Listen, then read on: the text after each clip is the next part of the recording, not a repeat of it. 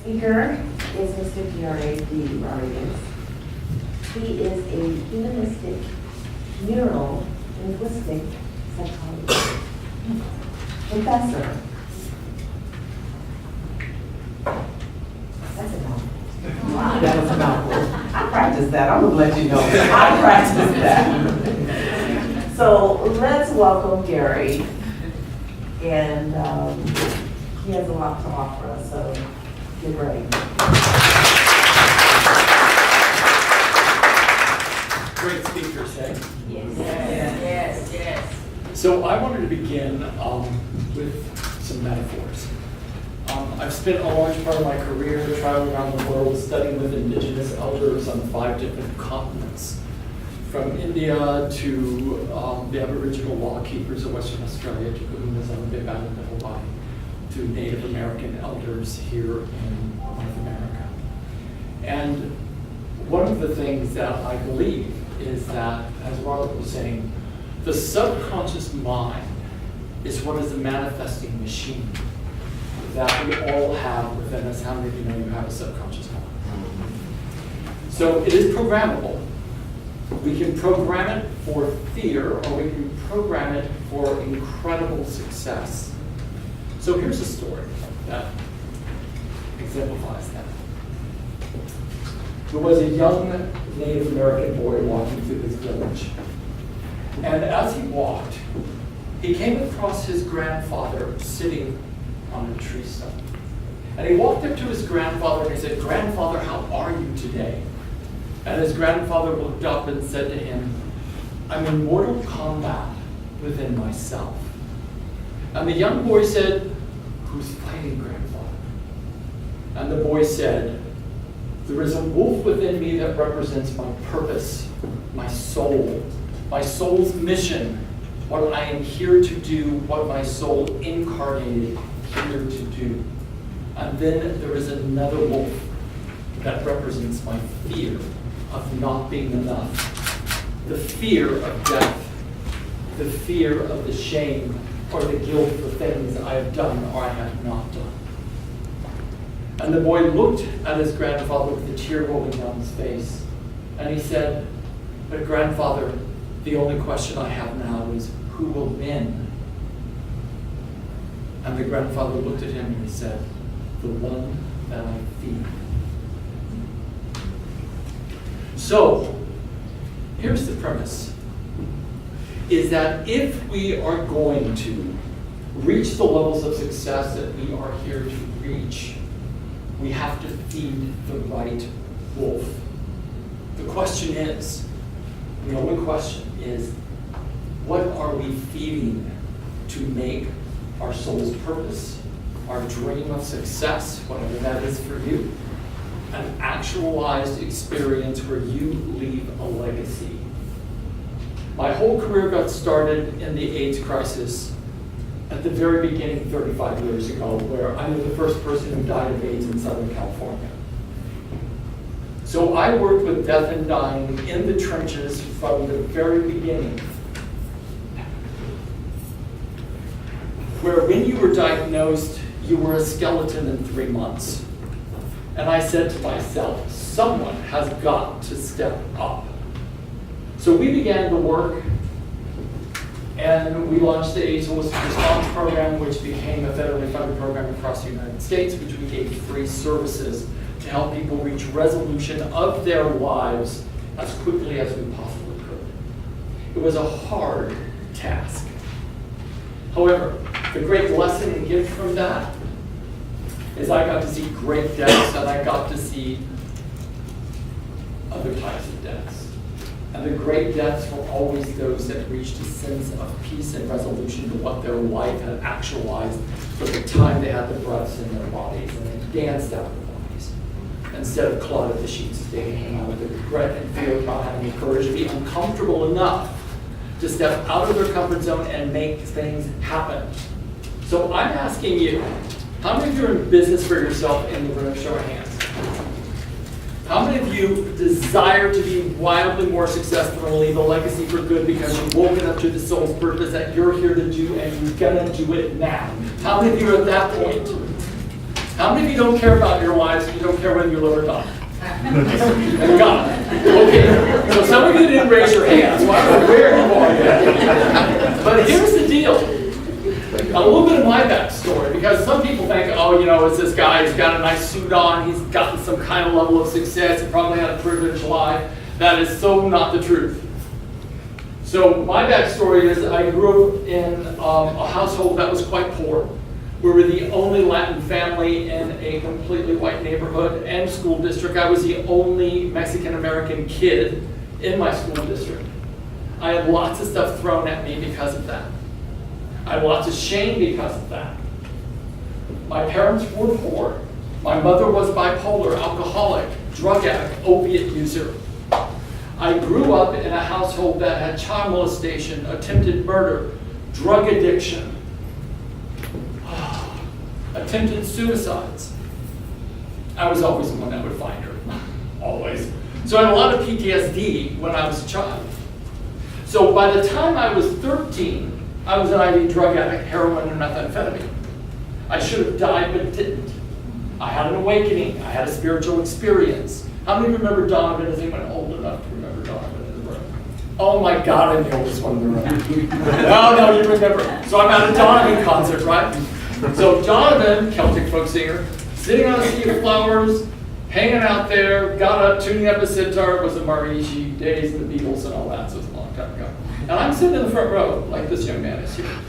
And Donovan comes out, he's tuning up a sitar. I went that night straight, not high, because he didn't do drugs. I thought I'd respect it. He looked down at me and he said, "You are wasting time." And every cell in my body knew exactly what he meant. I broke my cigarettes in half, threw them on the floor, smoking 3 packs of Marlboro once a day. Went home, broke all my needles, flushed $80,000 of drugs down the toilet. I went on a hillside, had to be raining on the Leo, had to be dramatic. And I got clean and sober that night. I have 50 years of sobriety.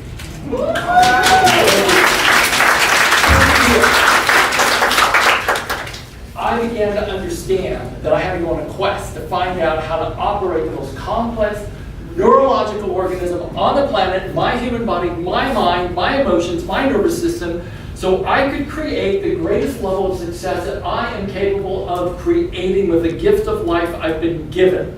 Every breath is counted, every hair on my head is counted.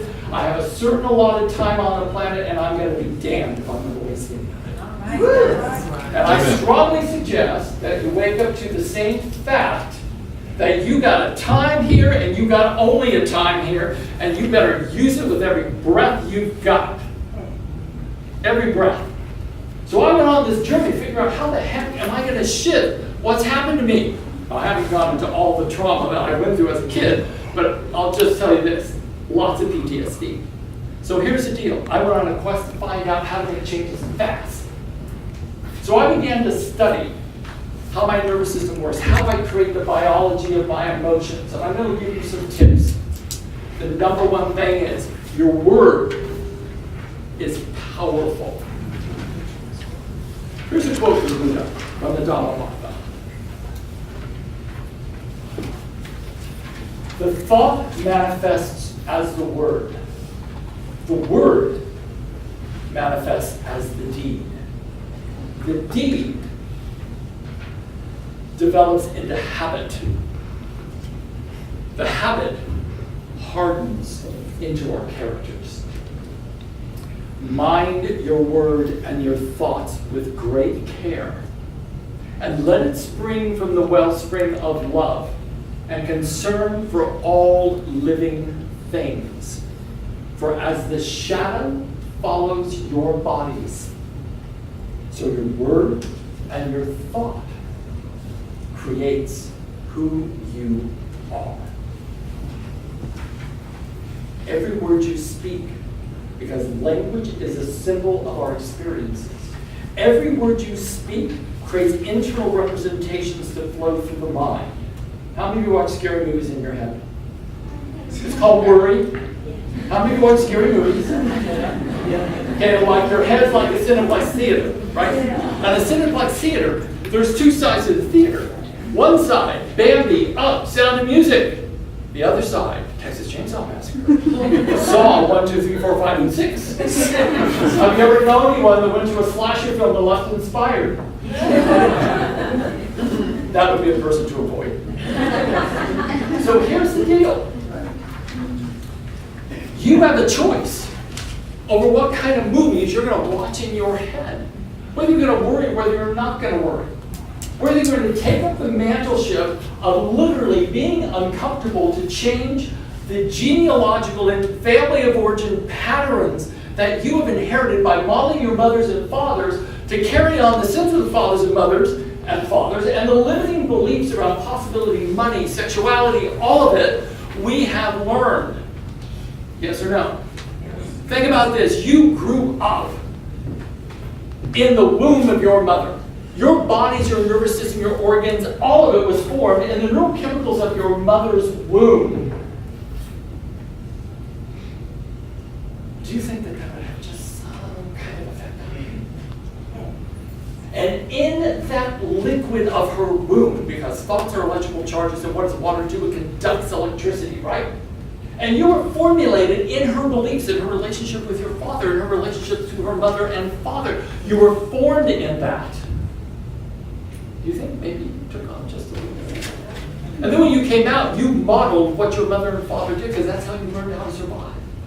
You must hold up the light, because it's been handed to you, and you were standing on the shoulders of every ancestor that went before you, and are you committed enough to transcend what they could not and do it differently? Yes or no? Yes. That means success and paying it forward and be the most beautiful expression of your soul that you can be on this planet. And there's no time to lose. And the temple in which you will express that is a temple of your relationships. So every single person in this room, you need to walk up to after this and go up to them and say, you're one of the most beautiful souls I've ever seen. Because what you acknowledge outside yourself, you strengthen inside yourself. And that means judgment as well. You walk hand in hand into heaven with your brothers and sisters, or you walk hand in hand into condemnation, low self-esteem, and hell with your brothers and sisters by your judgment and your condemnation of others. Stop it. And love to a fault. Now, I'm going to close with one last story. The gods at the point of creation came together and said, we have to hide ourselves from mankind. And one God said, I know, we'll put ourselves at the bottom of the ocean. They will never find us there.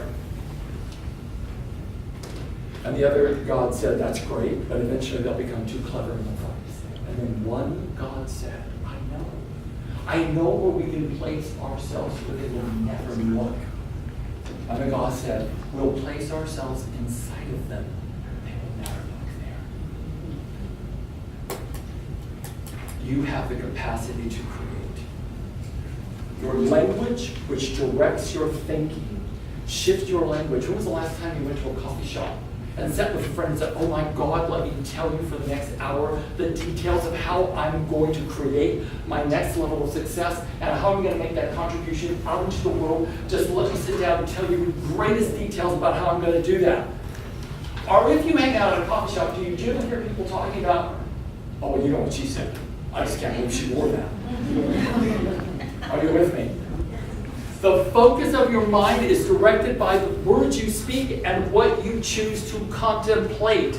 Start speaking about where you're going, not about where you've been. Start speaking about the possibilities of people instead of about the limitations of people. Start working collaboratively instead of believing you're in isolation. That one thing that binds us all is this golden thread that runs through all faiths. And that is treat your brothers and your sisters as if they were you. And love this thing called God, whatever that is for you, above all other things. It is so simple, it is not complicated. It is about the love and the connection we share together. The true temple of where we're going to wake that up is right in this room. It's not outside you. It's not in a church. It's not brick and mortar. It's you. Now, Robert said something very curious. I want to just elaborate on this for 2 minutes. When you go to sleep at night, you go to sleep at night feeling and imagining, because imagination is the birthplace of creation, birthplace of innovation. You go to sleep at night imagining your best day the next day, because your subconscious mind will take a feeling as a fact, will take language literally, and that is what you're programming for your success. You go to sleep the night before dreaming and feeling your results already manifested for the next day, and you wake up and it'll be like a hot knife through butter.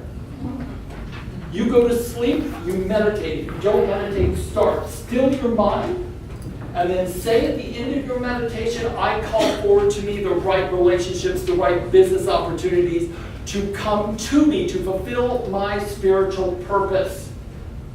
You do that, things will come to you that you could not have imagined a month before that. This is a spiritual journey. This is a spiritual university. We must start to wake up and to be that powerful force for good, because at the time of your death, do not claw at the sheets of state in it because of the things you didn't have the courage to feel uncomfortable enough to step out of your comfort zone and make it happen. This is not a dress rehearsal. Your life at the end of it is a culmination of every thought, every reaction, every action that you have had for your entire life, and there's no more denial at that time.